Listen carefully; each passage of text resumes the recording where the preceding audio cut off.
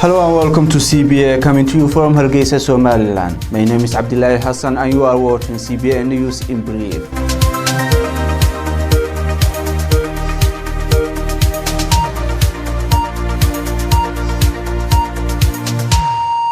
Somaliland's government officially received the first unit of Dhuusamareeb rebel group on Friday morning to be reintegrated into Somaliland's national army. The mediation committee between the insurgency and the government handed over the armed unit to Somaliland government at Karin at the foothill of the picturesque Dalo mountain. The handover ceremony was attended by the governor of Senak region, the mediating committee and high-ranking officers of Somaliland's national army. The mediation committee handed over to the government 145 soldiers between infantry and mounted. Sultan Abdurrahman Abdillahi Hassan praised the rebel group and the president for opting to end the issue peacefully.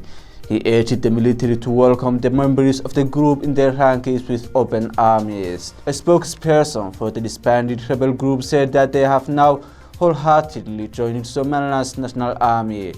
He believed that the ex-rebels will defend Somaliland's borders and serve its citizens with integrity and zeal. The mayor of Hargeysa, the administrative capital of Senak region, saw the occasion as an opportunity to dispel the security argument for the lack of development in the region. Mayor Ismail Haji Nur called upon the government to undertake development projects in the region now that the security situation is sorted out. On Thursday, Colonel Awil Saeed Shama, the leader of the Dhuusamareeb rebellion in Senak region, ended his insurgency, putting down his famous military fatigues and clad in Somali traditional attire. The disgruntled colonel handed over weaponry and soldiers to the mediation committee from his clan. The Welfare and Justice Party, UID, called on the government to immediately release the party's Secretary of the Interior, Muhammad Ali Salehban Ramah. The spokesman of the UID party, Yusuf Keise, said Mr. Ramah should be released since the suit against him was dropped. In a press conference today, UID party's spokesperson said Mr. Ramah is illegally held in custody for the 9th day. He called on the government to immediately release Mr. Ramah without any conditions. Yusuf Keise argued that the charges against his colleague should be dropped since the Speaker of the House of Representatives withdrew his case. On Thursday, the defense lawyers of Mr. Ramah quit over alleged irregularities in the suit against their clients. The lawyers argued that the case against Mr. Ramah has ended with the plaintiff, that is the Speaker of the House of Representatives, withdrawing his case. The Office of the Prosecutor General charged Mr. Ramah with 3 criminal counts. The first 2 are related to sedition and provocating false reports against government agencies. The third charge is defaming the Speaker of the House of Representatives, Mr. Basha Mohammed Farah. The charge sheet came one day after the Speaker of the House announced that he had dropped his suit against UID party's official. On the other hand, Yusuf Keise alleged that the government is using the judicial system to intimidate and harass the opposition. The spokesperson of UID party lamented that even the director generals of ministries are now threatening people with lawsuits. A member of Somaliland's House of Elders beats alarm bells of a mysterious illness that killed a dozen children in Buhodla district of Togdheer region. MB Abdihakin Omar Budeya said the illness that claimed the lives of over a dozen children has baffled the doctors in the area. He added that the government has dispatched a team to diagnose the illness. However, he said the test results have not yet returned. The MB offered a grim description of the progress of the illness. First, children will develop a severe fever, then they will experience fluctuations in sugar levels. It is followed by diarrhea and finally a bleeding from the nose. Children affected by this illness are now being treated in ad hoc hospitals in the area, the member of the parliament added.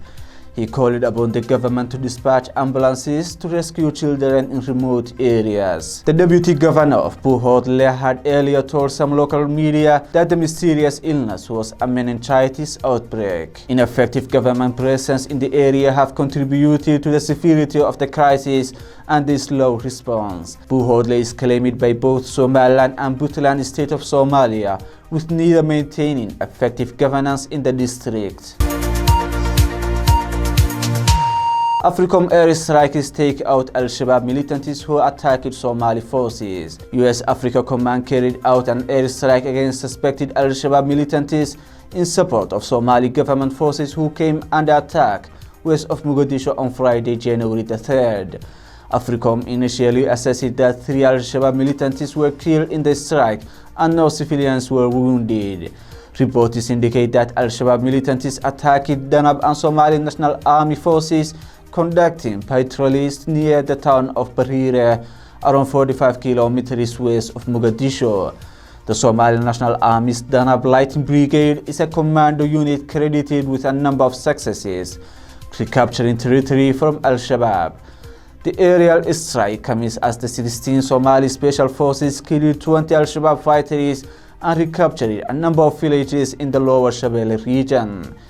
The US has about 500 troops in Somalia in support of the federal government's fight against Al-Shabaab. US forces use Beledweyn airfield in Beledweyn district, roughly 95 kilometers northwest of the capital Mogadishu, to launch drone strikes on Al-Shabaab militants and to train Somali commandos for counter-terrorism missions. Kenya has started reviewing its airport access rules 6 months after a stowaway fell from a fight over London that was going from Nairobi to Heathrow Airport. Kenya's Civil Aviation Authority, the body that regulates the aviation industry, has proposed new measures to increase the effectiveness of security checks in airports meant to prevent stowaways from boarding aircraft. The measures will include special passes for airport staff to access restricted areas, which will only be issued after careful vetting. The draft Kenya Civil Aviation Regulations have been published for public review. Security agencies have largely remained mum over the case, which they call an open and active investigation. The agency said attacks by extremists are likely to target aircraft flying in areas adjacent to Somalia border. In a raft of new measures proposed by Kenya Civil Aviation Authority, only those holding special passes can be allowed into restricted parts of airports, such as aerodromes. This requirement extends to airport staff that handle legitimate functions within the restricted areas. Thank you for joining us. That was our news in brief. Stay tuned for our full and more detailed news coverage coming to you with your Deco.